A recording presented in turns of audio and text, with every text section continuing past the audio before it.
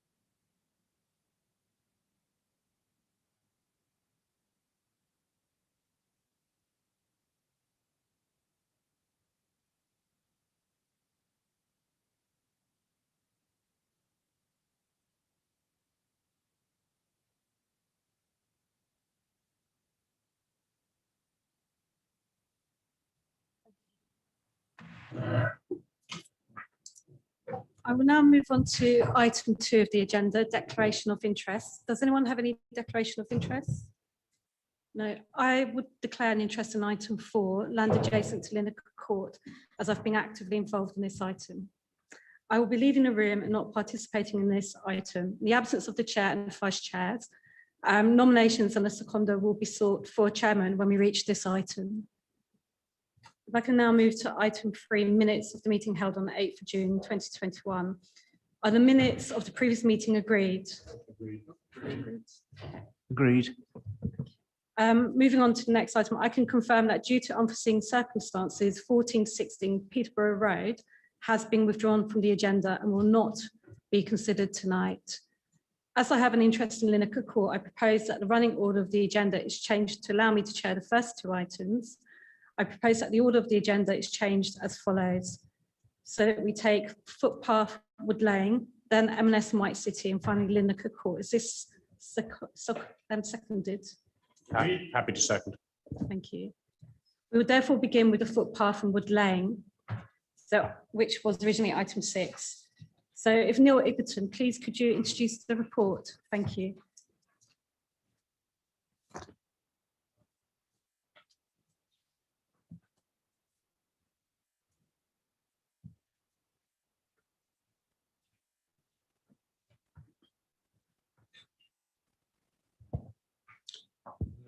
Thank you, Chair. This application relates to the footpath at Wood Lane junction with South Africa Road. Just show on the site on the plan here is in this area here. Planning permission was approved in 2019 for 6 market stalls to be used there Monday to Friday.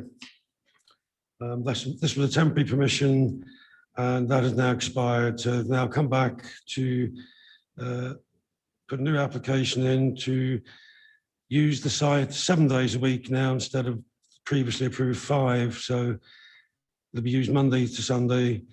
The hours have changed slightly, but it will be the same offer as before. It's primarily food stalls. There's some images there. There's from July 2019. That particular instance, there's 3 stalls on site. Various other images, October 2020.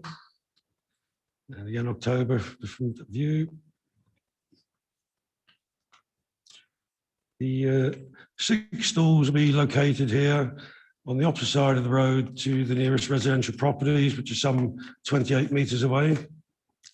The stalls have operated for the last, well, over 2 years now, and we're not aware of any complaints being received in terms of noise, nuisance, or disturbance, or smells.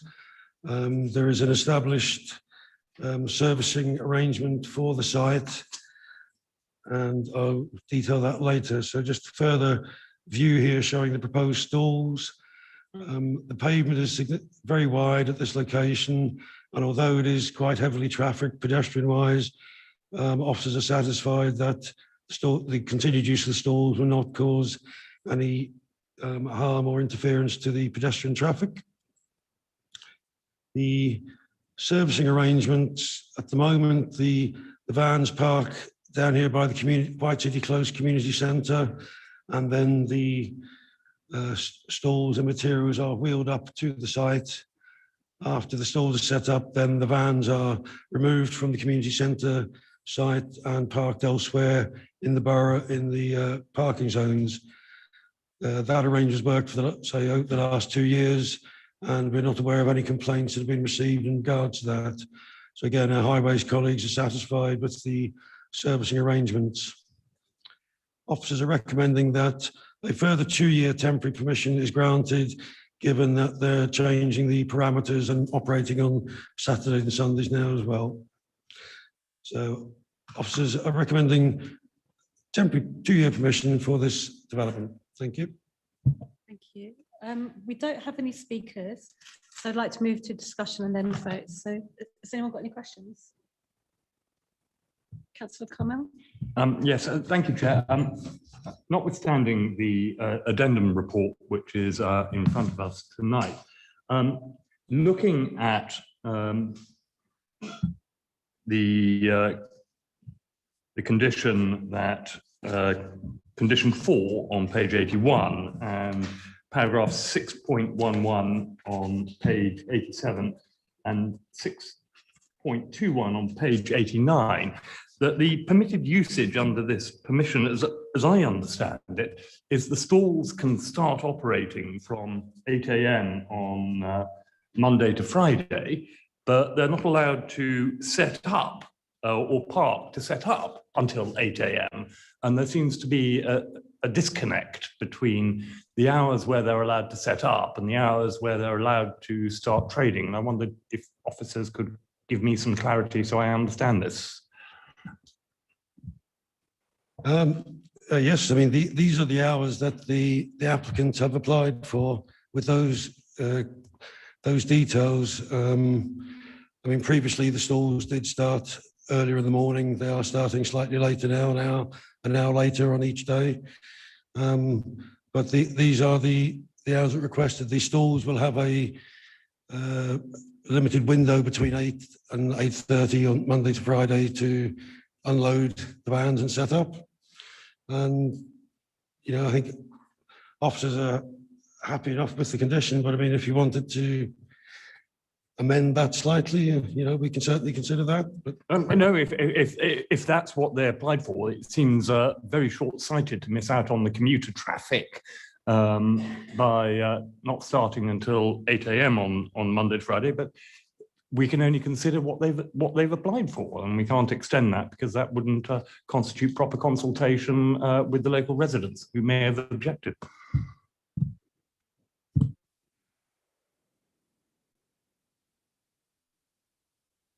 Yes, please, Chair. Thank you. So just to confirm, have there been any objections?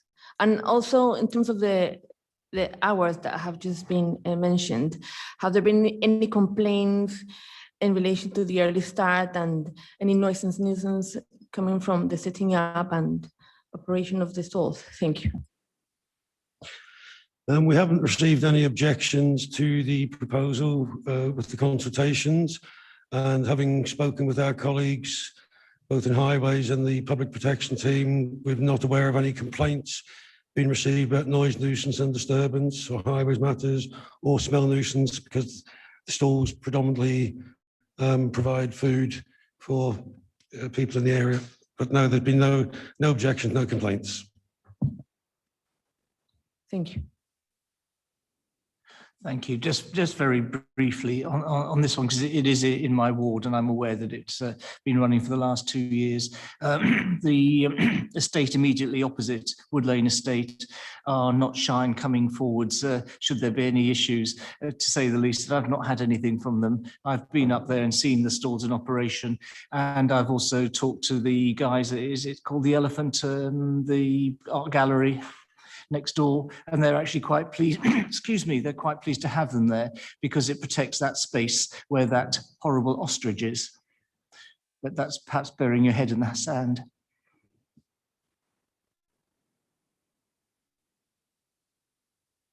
Any further questions, comments? Okay, I'll now move to the voting. I'll ask if each of the recommendations in the report are agreed. So is recommendation 1 in the report, including the addendum, agreed as set out by the Chief Planning Officer? Those voting in favour, could you raise your hand? Okay, that's unanimously, and myself. Chair, just because this is being broadcast on YouTube, can I suggest that you just do it by name, because YouTube viewers can't actually see who is voting for or against? No, but they can hear. Oh, okay. It wasn't unanimous that- this time, but on future Yeah, applications, it just seems logical. If because the camera won't pan round can't hold all of us at the time of voting, and in the interest of transparency, I would have thought that it would be more democratic if you do a roll call of name unless there's unanimous agreement. Okay. Yeah, that's fine. Okay. So as we all unanimously agree that, shall we move to the next item? Oh yeah, of course, sorry. So is recommendation 2 in the report agreed that the Chief Planning Officer, after consultation with the Head of Law and the Chair of the Planning and Development Control Committee, be authorised to make any minor changes to the heads of terms of legal agreement or conditions, which may include a variation, addition or deletion of conditions. Any such changes shall be within their discretion. Can councillors raise their hand if they're voting in favour? Agreed. Okay, that's unanimously agreed. Therefore, subject to the changes in the addendum, the application is approved. Okay, if we can move to item number 7, M&S White City site. And the presenting officer, Neil Button, please can you introduce the report? Thank you.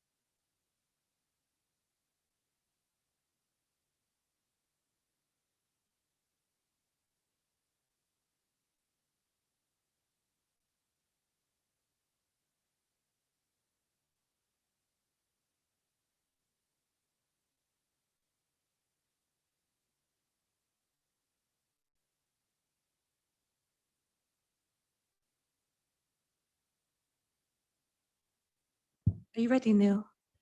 Yeah, thank you. Thank you. Sorry about that. Okay, so the item before you today is is relating to the White City Living development, formerly the M&S site in White City, and it's shown, the location of the site is shown on these plans. Is that better? Yeah. So the site's in the middle of the various slides. The development itself comprises of 5 phases, and the site in the part of the site in question today is phase 2 or development block 2, which you can see on the site. This relates to the affordable housing block, and the applicant is seeking a deed of variation of the section 106 agreement, which covers the affordable housing. And this is a sort of CGI image of the affordable block in the top left-hand side of the screen. Sorry, can you hear me now? Thank you. Okay. So the application or the report before members is seeking authority to vary the section 106 agreement relating to the 174 council shared equity units that were consented in 2017 or 2018. The applicant is seeking to amend 174 units to create 87 intermediate rent units and 87 shared ownership units. This proposal was put to members in December 2020. Members agreed to vary the 106 agreement at the time. However, after 2020, after discussions with the developer, they are seeking further flexibility to market and sell the intermediate shared ownership units, or 20 of the shared ownership units, as intermediate rent units. So the flexibility only applies to 20 units, and those 20 units are all studio units. And part of the reason why the extra flexibility has been sought is because there's a concern about put forward by the registered provider about the marketability of those shared ownership units. And so the intention is to make them more accessible and improve the chances that they will be taken up, particularly for residents on the income level B, which is approximately 44,000.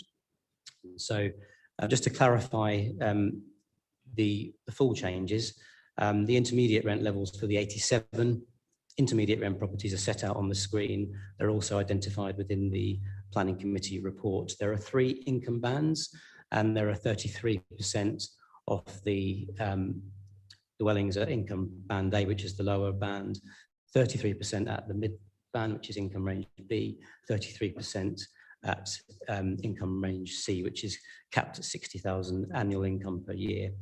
The shared ownership units are also capped. So 87 shared ownership units are capped at 72,000, which is the same as what was previously agreed by the committee. And there's a further proposal to increase the cap for the 1 and 2 bed apartments to 77,000. That is a further change that's come about subsequent to discussions with the applicant. And as I mentioned, the shared ownership units, which are flexible, as in they could be used as intermediate rent units, their income band is 44, which is the mid band. There is also a further change, which isn't a new change, but I think it is important that I bring members' attention to it, which is that because the changes to the affordable tenures have come about post planning committee, if the value of the amended affordable housing provisions exceeds that of the consented development, then there's an overage payment to make up the difference, basically. So the council would be able to secure affordable housing contributions if the development was more valuable, basically, to the developer. So that is a 50-50 split. And so that's an overage payment, which again was consistent with what was agreed in December 2020. So there's no changes there. So the main change that is before members today is essentially the 20 intermediate rent units or intermediate shared ownership units that could be used for intermediate rent, and then the change to the upper cap of the 1 and 2 bed shared ownership apartments to 77,000. Thank you.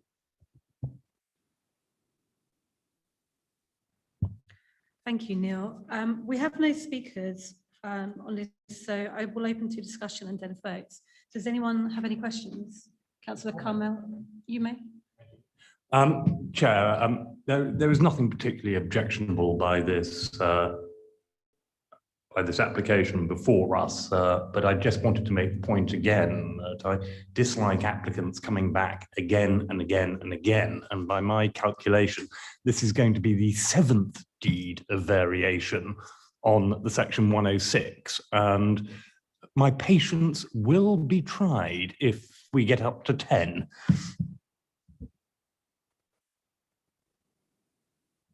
Any further questions? Comments?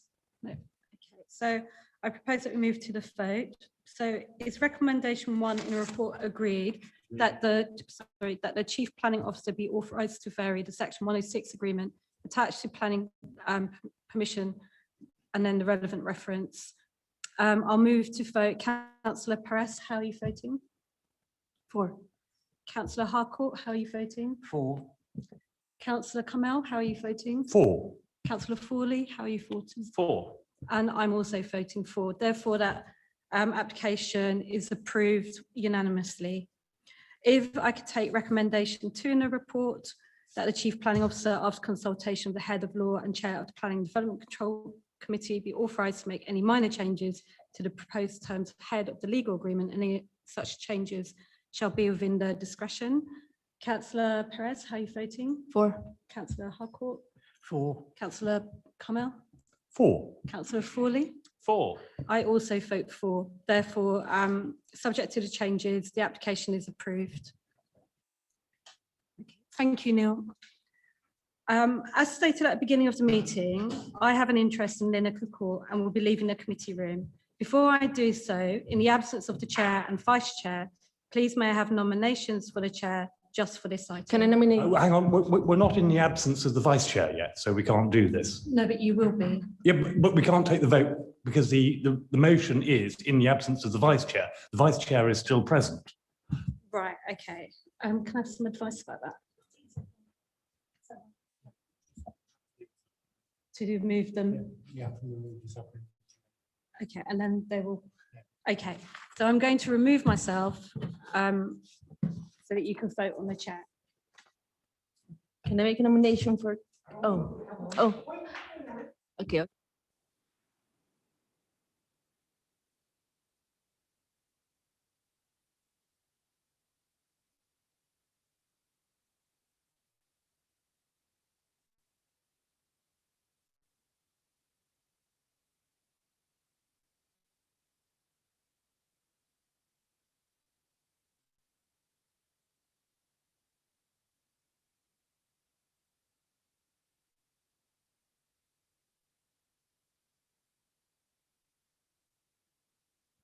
Committee, I hereby propose that Councillor Wesley Harcourt take the chair for this item.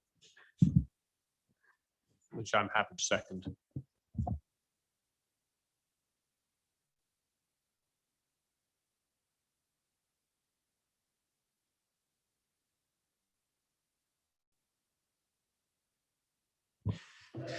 Thank you, councillors, for that nomination. It's a long time since I've chaired one of these meetings. It takes me back some, God knows, 10 or 15 years, but there you go. Okay. No. Okay, so the next item then is the land adjacent to Lineker Court, Great Church Lane, London W6 8DE. And Mr. Edgerton, if you'd like to introduce this, please.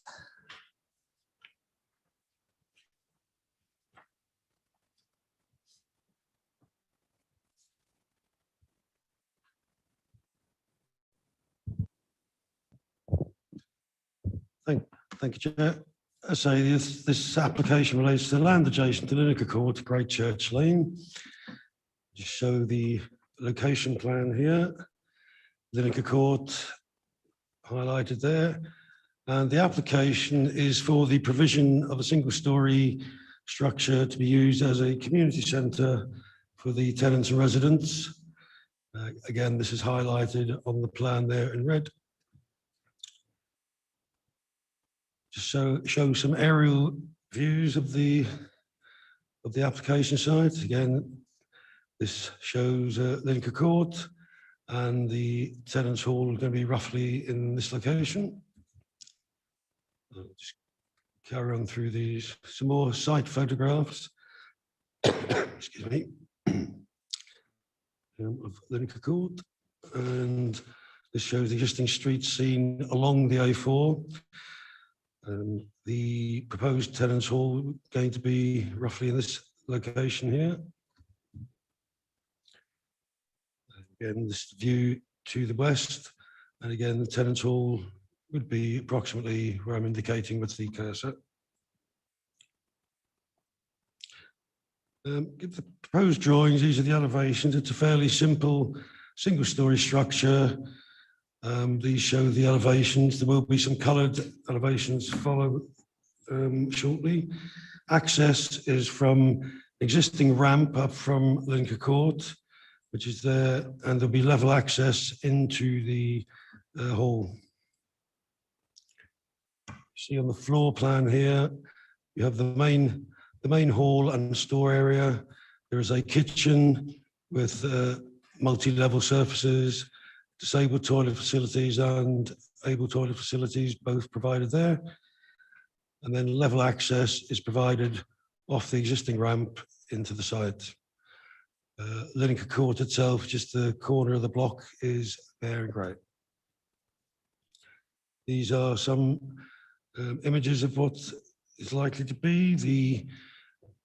The lower level would be rendered with some artwork to be displayed on there with corrugated finish on the upper levels. There will be some planting on the south elevation again to soften up the approach and the view from Talgarth Road. There's some indicative images of what it may well look like. You see the planting around there. And again, this is the view from Lincoln Court itself. The application has been the subject to notification to local residents. We received no objections in response to the application. And I think committee members will have received an email forwarded to them from the chair of the Tenants and Residents Association a few days ago, outlining their support for the proposal, obviously, and highlighting a lot of the work that they carry out and would be carried out in this new building if permission is granted. The proposal would result in the loss of two category B trees here, and a category C tree there, which is largely a stump with branches growing up. However, it is proposed as part of the application that there will be 3 replacement trees planted, which will be hornbeams, and conditions attached to that effect. And then there'll be additional planting, as I say, around the actual structure, including a couple of small trees here to further landscape that site. There would be 2 air conditioning units related to the use, which would be located in the car park here, further away from the residential units within Lincoln Court itself. There's conditions to cover the noise levels there and to get further details of acoustic screening to reduce any detrimental impact. Officers are recommending the planning permission is approved for this development. And I would just draw your attention to the addendum. There is just a couple of small typos mentioned there, just to be resolved, as well as highlighting the late representation from Mr. Dipple. Thank you. Thank you, Mr. Edgerton. There's no speakers again for this one, so straight over to members. If anybody has any questions, Councillor Carmel. Yes, thank you, Chair. Notwithstanding condition 13 over the air quality of the new building, given its location in probably just about the most polluted part of the borough, just coming off the elevated section, so any pollution will be settling down onto the site. Are officers happy that a reduction of 75%, as outlined in condition 13, will be sufficient to bring it within the air quality rules? This information was considered and looked at by our air quality officer, and the conditions are recommended by him to be attached. We're comfortable that it should satisfy the. It doesn't actually answer the question about whether a 75% reduction will bring it within the national guidelines, but I'll take it as read. And just one other question. This is a perfectly unobjectionable little application. I notice that there don't appear to be any restrictions on the hours of operation of the community centre. Is this usual? Because I seem to recall that we have had restrictions on the hours of operations of other community centres when we've considered them before. Condition 5 requires the full details of the community centre management plan, including the hours of operation, to be approved prior to the first use of the hall. So I note that, but it's normally the councillors who decide on the hours of operation. But if officers are happy that the management plan will be sufficient and sufficiently enforceable, then I'm happy with this. I consider, yes, that we will make sure the details are provided within that management plan that we are comfortable with. Councillor Perez. Thank you, Chair. Can you please tell me about the activities that will be carried out in the community centre? And also, who will be using the centre? Only tenants and residents of Nickel Court, or the wider community? I mean, I think obviously we've all seen the notification from Mr. Dibble covers some of the activities that would be likely to be happening. So, I mean, they have been operating food banks, maths, English and coding clubs for children, helping with debt management, arts activities, gardening clubs, clothes exchange, counsellor surgery, supporting residents generally. I mean, as far as I'm aware, it is primarily for the Tenants and Residents Association, but as I say, the community centre management plan has asked for details to what booking arrangements will be made and how the centre will be managed, so that if there is going to be other people who are able to use that centre, then we will make sure we have details of how that can be done. Thank you. Okay, a couple of points from me. First one is, can we have a look at the pictures of those trees again? Obviously, I'm always keen not to lose trees, but one of them looks a little bit sort of withered in one of the pictures. And I appreciate that there's replacement trees and indeed further additional items, so we're actually better off in terms of numbers after this. I'd still like to see which are the ones that are going. Sorry. Oh, The ones that would be going, sort of this one, and I think there's another one sort of tucked behind. If I look,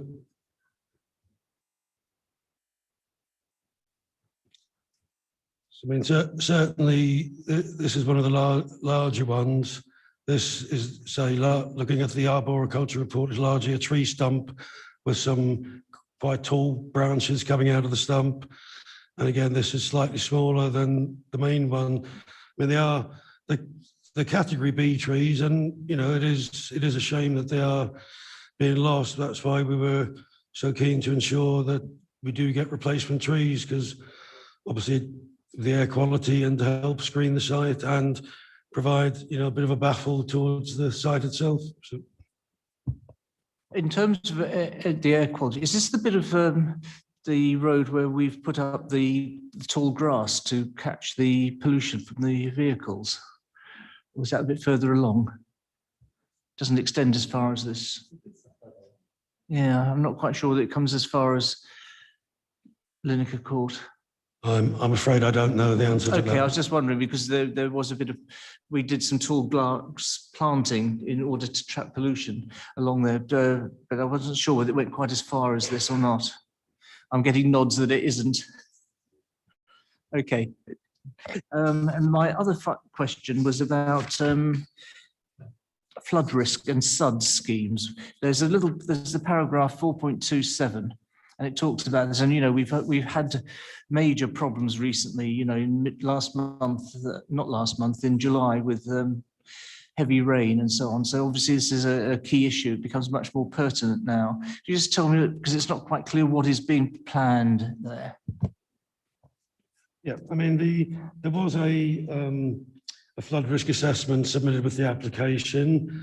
It certainly looked at by our environmental officers, who felt that it could be beefed up a little bit, could be improved, and therefore they're confident that suitable SUDS measures can be put in for the site that would be feasible and would make sure that it accounts for the greenfield rates and the storm scenarios, plus like the 100-year storm event they proposed, and therefore they're looking for a revised surface water management strategy, which will be submitted prior, the condition.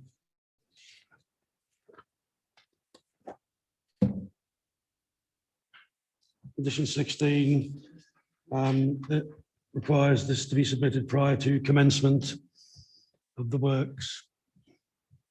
Okay, thanks. I mean, unfortunately, I think the one in 100 year storms are becoming a bit more frequent than 1 in 100 years, but that's a different topic. Okay, has anybody else got any further points? If not, can we therefore move on to the recommendation? Recommendation 1. The process is I meant to read out the recommendation. I know, but everybody has, and we've previously been advised by our legal advisor that we should read it out. So therefore, recommendation 1 is that the Chief Planning Officer be authorised to grant permission pursuant to Regulation 3 of the Town and Country Planning Regulations 1992, subject to the conditions listed below. Can I see those in favour? There's quite a few of those, Councillor Carmel. No need. If you're going to read out one lot, you can read out the lot. No need to be facetious. Let's move to the vote. Councillor Perez. 4. Councillor Carmel. 4. Councillor Thorley. 4. And I also vote 4. Recommendation 2, that the Chief Planning Officer, after consultation with the Head of Law and the Chair of the Planning and Development Control Committee, be authorised to make any minor changes to the proposed heads of terms of the legal agreement or conditions, which may include the variation, addition or deletion of conditions. Any such changes shall be within their discretion. Councillor Perez. 4. Councillor Carmel. 4. Beautifully read. 4. I also vote 4, so that is therefore carried. Thank you very much. That therefore ends tonight's meeting. I'd like to thank everybody for attending tonight's meeting. The draft minutes of these meetings will be on our website shortly and will be formally approved at the next meeting, which is on the 22nd of September. If there's any queries in the interim period, please contact the case officer who will be able to help you out. So thank you very much, everybody, for coming along tonight, and I'll see you on the 22nd. Thank you.